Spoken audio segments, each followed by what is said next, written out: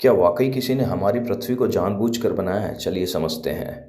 धरती पर जीवन इसलिए शुरू हुआ क्योंकि यह सूरज से बिल्कुल सटीक दूरी पर स्थित है। न ज़्यादा दूर, न ज़्यादा पास। हाल ही की स्टडीज़ बताती हैं कि अगर धरती सिर्फ 10% सूरज के करीब होती तो इतनी गर्मी बढ़ जाती कि पूरा ग्रह आज आग का गोला बन जाता, और अगर 10% दूर होती तो सब कुछ बर्फ़ में तब्दील हो जाता।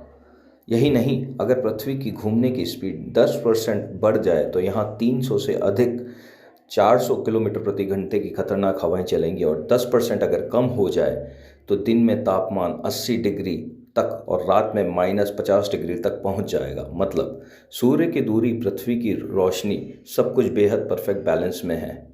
इसी तरह चांद इतना सटीक है कि वह हमारे ग्रह को घूमने और मौसमों को स्थिर बनाए रखने का काम करता है। और जुपिटर, वह तो सोलर सिस्टम में एक विशाल ढाल की तरह हमें खतरनाक उल्कापिंडों से बचाता है। दिलचस्प बात यह है कि अगर जुपिटर अपने स्थान से सिर्फ 10% सूरज की तरफ होता तो वह धरती ही नहीं बल्कि वीनस को प्रोटेक्ट करता, और अगर 10% दूर होता तो मार्स उसकी शील्ड में आ जाता।